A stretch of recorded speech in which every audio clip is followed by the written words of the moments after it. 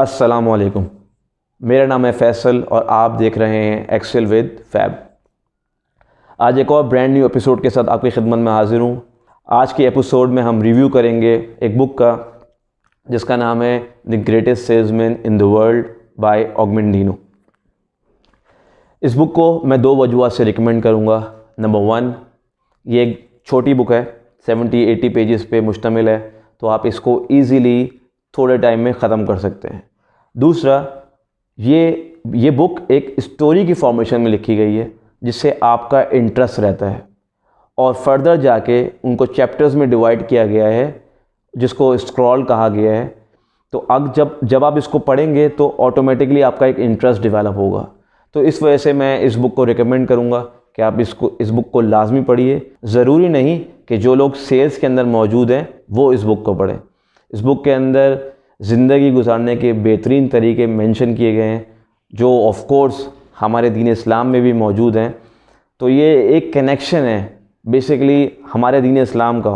Although ये कोई एक दीनी बुक नहीं है, मगर इसके अंदर जो पॉइंट्स डिस्कस किए गए हैं, जो आदतें के बारे में बात की गई है, वो हमारे दीन के अंदर भी मौजूद हैं। इस बुक के अंदर दो मेन कैरेक्टर्स हैं। पहले का नाम है हफीद और दूसरे का नाम है पेट्रस। हफीद एक कैमिल बॉय के तौर पे काम करता है पेट्रस के पास। पेट्रस एक बेहतरीन सेल्समैन होता है और एक कारवां का ओनर भी होता है। पेट्रस एक अमीर आदमी होता है और हफीद उसकी तरह बनना चाहता है। हफीद भी चाहता है कि वो गरीब गुर्बत वाली ज़िंदगी से निकल के एक अमीरों वाली ज़िंदगी, एक आसान ज़िंदगी गुजार सके। हफीद एक दिन आके पेट्रस से बोलता है कि मालिक, मुझे भी सेल्स में आना है, मुझे भी सक्सेसफुल आदमी बनना है और मुझे भी बहुत सारे पैसे कमाने हैं। पेट्रस उसको समझाता है कि सेल्स एक इजी जॉब नहीं है, इसके अंदर नोज़ भरे पड़े हैं, इसके अंदर मेहनत मुशक्क़त भरी पड़ी है। बट हफीद उसकी एक भी नहीं मानता। पेट्रस को उसकी आंखों में एक बर्निंग डिज़ायर नज़र आ रहा होता है और पेट्रस उसको गले से लगाता है और ये कुछ अल्फाज कहता है कि victory comes only after many struggles and countless defeat, yet each struggle, each defeat sharpen your skills and strength, your courage and your endurance. Pathros Hafid को गले से लगाता है और एक कपड़े का टुकड़ा, रोब, जिस पे बहुत अच्छी कढ़ाई हुई हुई होती है, एम्ब्रॉयडरी हुई हुई होती है, वो उसको हैंड ओवर करता है और कहता है कि जाओ इसको मार्केट में जाके सेल्स करो और पैसे कमाओ और उसके बाद मैं तुम्हें उसका कमीशन भी दूंगा। हफीद उस रोब को लेके एक गांव चाहता है, सुबह से शाम तक आवाज़ें लगाता है, लोगों के जाके दरवाजे खटखटाता है, मगर उसको सिर्फ़ एक ही चीज़ मिलती है जो कि है नो। वो जाता है, लोगों से बात करता है, डिफरेंट लोगों से मिलता है, मगर हर बंदा उसको ये बोलता है कि कल आना, बाद में आना, अभी हमारे पास टाइम नहीं है। तो वो थक हार के जगह बैठ जाता है और सोचता है कि क्या मैं गलत गांव में आ गया हूँ? क्या यहाँ लोगों के पास पैसे नहीं हैं? क्या मेरी प्रोडक्ट सही नहीं है? क्या मेरे प्रोडक्ट की प्राइसिंग ठीक नहीं है? क्या मैं लोगों को सही तरह कन्विंस नहीं कर पा रहा? या क्या मैं सही तरह अपना मैसेज नहीं पहुंचा पा रहा? फाइनली सूरज गुरूब हो जाता है और वो रात गुजारने के लिए एक गार की तरफ जाता है। वहाँ जाके वो क्या देखता है कि गरीब आदमी अपनी बेगम के साथ और एक छोटे से बच्चे के साथ उस गार में मौजूद हैं।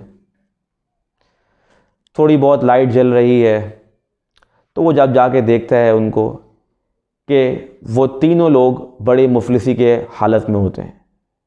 उनका एक छोटा सा बच्चा बड़े ही फटे पुराने कपड़ों में मौजूद होता है। हफीद से ये चीज़ नहीं देखी जाती। वो भाग के जाता है और अपनी सवारी के ऊपर से वो रोब, वो कपड़े का टुकड़ा जो उसके दिल के बहुत करीब होता है, जिसको वो लोगों को जा के दिखाता है, लोगों को कन्विंस करता है कि वो बेच सके और वो नहीं बेच पाता।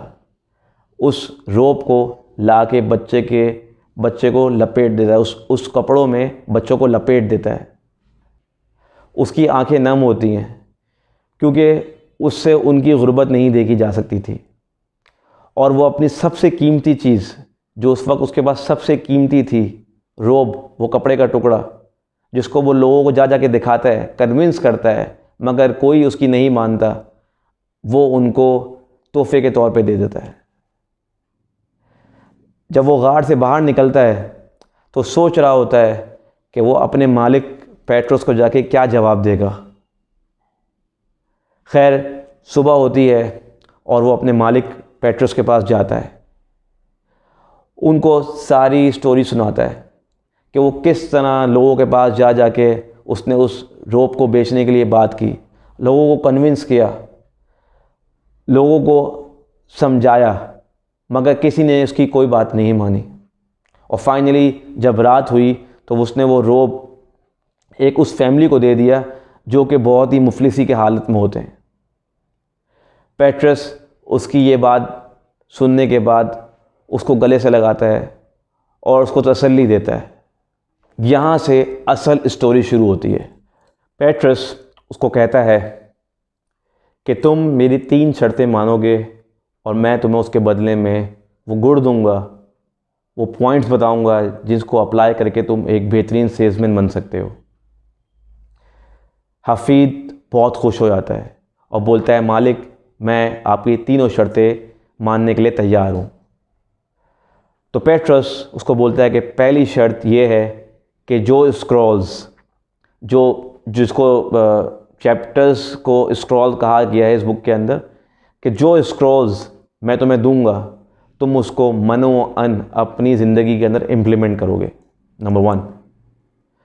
हफीद बोलता है, सर मैं राज़ी हूँ।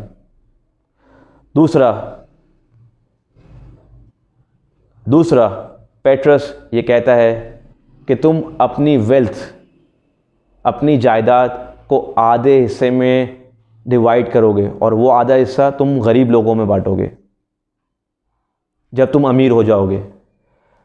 तो हफीद बोलता है, मालिक मैं राज़ी हूँ। तीसरा पेट्रस ये कहता है कि जब तुम्हें कोई अच्छा बंदा मिले अपनी ज़िंदगी के अंदर तो तुम उसको जो स्क्रॉल्स मैंने तुम्हें दिए हैं, जो नॉलेज मैंने तुम्हें दी है, तुम उसको मनो अन उसको डिलीवर करोगे। हफीद इस पे भी लब्बैक कहता है। Today I begin a new life. मुझे ये आइडिया है, मुझे ये पता है कि सेल्स एक बहुत मुश्किल कैरियर है जो कि full of noes, heartbreaking और मुश्किलात से भरपूर है, मगर इसके अंदर सक्सेस है। जब भी मेरा कोई भी दिन मुश्किलात से भरपूर होगा तो उसको मैं बेकार दिन या मुश्किलात से भरपूर दिन नहीं कहूँगा, मैं उसको कहूँगा कि ये मेरा दिन आज कैरेक्टर बिल्डिंग डे था। इसी तरह इस बुक के अंदर एक बेहतरीन कोट मेंशन हुई है, I will form good habits and become their slave. मैं अपनी ज़िंदगी के अंदर अच्छी आदत को जमा करूँगा और उनका ग़ुलाम बन के रहूँगा। स्क्रॉल नंबर 2 है, I will greet this day with the love in my heart. इसी स्क्रॉल के अंदर आगे मेंशन है कि मैं किसी से भी नफ़रत नहीं करूँगा। मतलब ये कि मेरे पास नफ़रत का कोई टाइम नहीं, मैं हर एक से मोहब्बत से पेश आऊँगा, उनसे अच्छी तरह बात करूँगा, अच्छी तरह हर कस्टमर को डील करूँगा, जिसकी वजह से मेरी सेल्स डबल और ट्रिपल हो जाएगी। सिर्फ सेल्स करना ही मकसद नहीं, बल्कि मैं उसके बदले में उनको मोहब्बत दूंगा और उनके लिए सॉल्यूशंस प्रोवाइड करूंगा। स्क्रॉल नंबर 3 है, I will persist until I succeed. कोई भी महल एकदम से नहीं बन जाता, कोई भी बिल्डिंग एकदम से नहीं बनती और कोई भी सक्सेसफुल इंसान एकदम से नहीं बन जाता। तो मैं अपनी कैरेक्टर को, जैसे कि एक कैसल को, एक बड़ी सी बिल्डिंग को एक एक ब्लॉक रख के बनाया जाता है, इसी तरह मैं अपने आप को एक एक बेहतरीन ब्लॉक बना रख के अपनी कैरेक्टर को बिल्ड करूँगा और आहिस्ता आहिस्ता मैं एक सक्सेसफुल इंसान बन जाऊँगा। ये ओवर द नाइट नहीं होगा, मुझे इसके लिए मेहनत करनी होगी, लगातार मेहनत करनी होगी, परसिस्टेंस के साथ, परसोवेरेंस के साथ मुझे मेहनत करनी होगी। I must fail to succeed only once. Scroll number 4 है, I am nature's greatest miracle. मैं एक इंसान हूँ, अशरफुल मखलूक़ात हूँ। मुझे अल्लाह ताला ने ऐसे ही नहीं पैदा कर दिया। मेरा इस दुनिया में आने का कोई ना कोई मकसद है, कोई ना कोई वजह है जिसकी वजह से अल्लाह ताला ने मुझे तख्लीक किया। अल्लाह ताला की हर मखलूक किसी न किसी वजह से इस दुनिया के अंदर मौजूद है। तो मैं तो इतना बड़ा 6 फीट का चलता फिरता इंसान हूँ, तो मुझे तो अल्लाह ताला ने किसी एक बड़े मकसद के लिए पैदा किया है। वो मकसद समझना है, हमें उस मकसद के पीछे जाना है कि आखिर मेरा इस दुनिया में आने का क्या मकसद है। मुझे अपने टाइम को बराबर डिस्ट्रीब्यूट करना है। अगर मैं ऑफ़िस में मौजूद हूँ तो मेरा घर वालों से उस टाइम में कोई ताल्लुक़ नहीं। इसी तरह जब मैं घर में मौजूद हूँ तो मेरा ऑफ़िस से कोई ताल्लुक़ नहीं। मुझे अपने 24 घंटे के अंदर अपने आप को इस तरह मैनेज करना है कि अगर मैं ऑफ़िस के अंदर मौजूद हूँ तो मेरा वो टाइम मेरे ऑफ़िस का है। इसी तरह अगर मैं अपने घर में मौजूद हूँ तो वो टाइम मेरा या तो मेरा ज़ात के लिए है, या मेरे अपने बच्चों के लिए है, या दूसरी एक्टिविटीज़ के लिए है जो भी मेरे शेड्यूल के अंदर मौजूद है। तो उस वर्क लाइफ बैलेंस को अपनी ज़िंदगी के अंदर इम्प्लीमेंट करना है। स्क्रॉल नंबर 5 है, I will live this day as it is my last. 1 minute के लिए सोचिए कि अगर ये आपकी ज़िंदगी का आखिरी दिन हो तो आप क्या करेंगे। आप हर मुमकिन कोशिश करेंगे कि वो काम करें जिससे आपको खुशी मिलती हो। आखिर में आप जाते हुए इस खूबसूरत दुनिया को अपनी से एंजॉय करना चाहेंगे, अपने बच्चों के साथ, अपनी फैमिली के साथ, अपने माँ बाप के साथ टाइम गुजारना चाहेंगे, अपने ऑफ़िस में अपने कोवर्कर्स के साथ एक अच्छी तरीके से जाना चाहेंगे, अपनी दूरियों को ख़त्म करना चाहेंगे। इसी तरह अपने फैमिली मेम्बर्स से सारी दूरियां ख़त्म करना चाहेंगे। तो अगर हम अपने अंदर ये आदत डेवलप कर लें कि जो भी दिन अगर हमें सुबह मिलती है और वो हमारी आखिरी सुबह हो, यानी कि आखिरी दिन हो, तो क्या मैं उसको उसी तरह ही गुजारूंगा जिस तरह मैं अपने 20 साल, 25 साल, 30 साल, 40 साल गुजारता आया हूँ? आपका भी यही आंसर होगा कि नहीं, मैं उसको एक डिफरेंट तरीके से गुजारना चाहूँगा। एक लोगों से अच्छा ताल्लुक़ बनाना चाहूँगा जो मैंने by the passage of time ख़राब किया हुआ है या किसी भी वजूहात की वजह से वो ख़राब हो गया है, मैं उसको दोबारा से जोड़ना चाहूँगा, सारी खलिश को ख़त्म करना चाहूँगा। स्क्रॉल नंबर 6 है, today I will be master of my emotions. ज़रा सोचिए कि आपके इमोशंस अगर आपके बॉस के हाथ में हो, आपके वर्कर्स के हाथ में हो, आपके इमोशंस किसी दूसरे के हाथ में हो, तो क्या आप कभी खुश रह सकते हैं? आपका भी यही आंसर होगा कि नहीं। तो आपको अपने इमोशंस को कंट्रोल करना है। आपको वो गुण सीखने हैं कि जिससे आपके इमोशन डिस्टर्ब ना हो। कि कोई बदतमीज़ी करे आपके साथ, तो ज़रूरी नहीं कि आप उस बदतमीज़ी का जवाब बदतमीज़ी से ही दीजिए, या सारा दिन सिर्फ उस बदतमीज़ी की वजह से अपने दिन को ख़राब कर दें।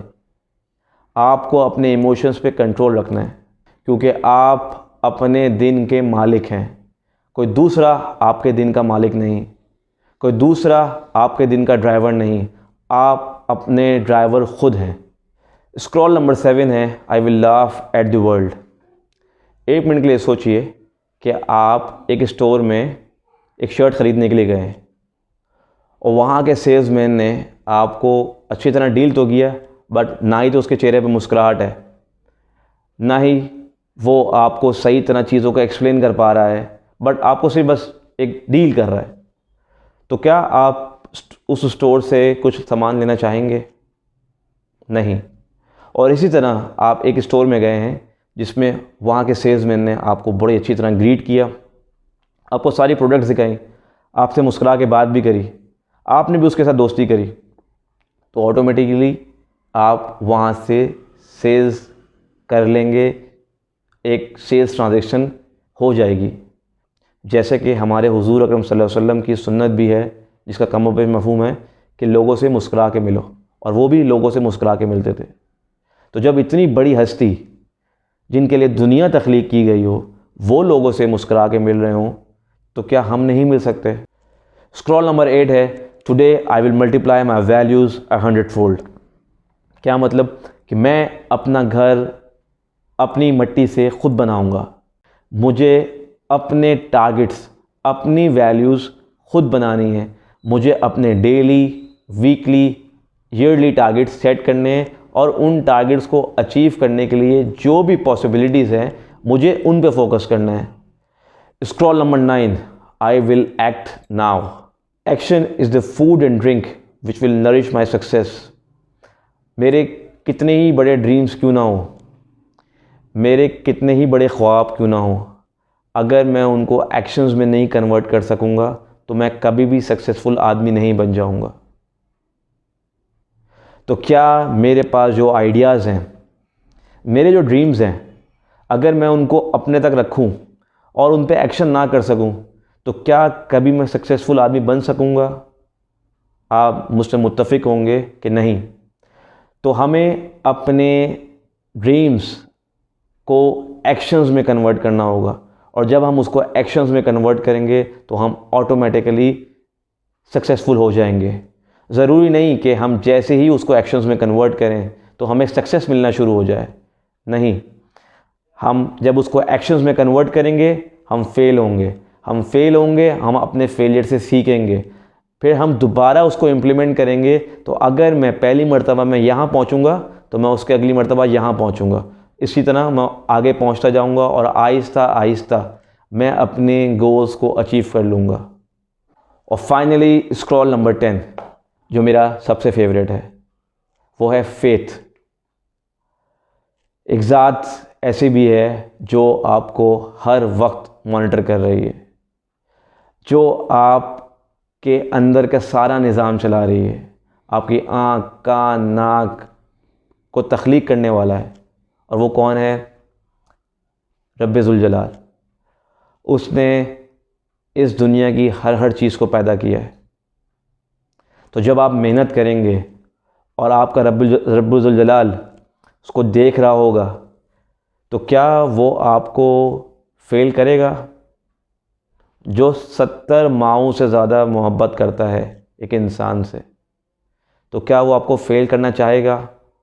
आपका इम्तहान ज़रूर लेगा, मगर जब आप एक मेहनत, जब आप उसको परसिस्टेंस के साथ एक किसी टारगेट को अचीव करने के पीछे जुट जाएंगे, लग जाएंगे, तो वह आपके साथ खड़ा होगा। तो इसलिए आपको सारी चीज़ें जो 9 स्क्रॉल्स मैंने डिफ़ाइन किए हैं, अगर आप उनको इम्प्लीमेंट करेंगे और साथ में अल्लाह ताला को भी शामिल करेंगे, उसके सामने हाथ बांध के खड़े होंगे, उसकी पैरवी करेंगे, तो क्या वो आपको नहीं मदद करेगा? ऐसा हो ही नहीं सकता। तो स्क्रॉल नंबर 10 है फेथ ऑन अल्लाह, गॉड। तो ये था review the greatest salesman in the world का, जो कि ऑगमेंटिनो ने लिखी थी। आप इस बुक को ज़रूर पढ़िएगा। आई होप कि मैंने इस 8 से 10 मिनट के अंदर इसकी समरी जितने बेहतर तरीके से मैं कर सकता था, मैंने अपनी पूरी कोशिश करी है। अगर आपको मेरी वीडियो अच्छी लगी हो तो इसको लाजमी शेयर कीजिएगा, मेरे चैनल को सब्सक्राइब कीजिएगा, और दुआओं की दरख्वास्त है। टेक केयर, अल्लाह हाफ़िज़।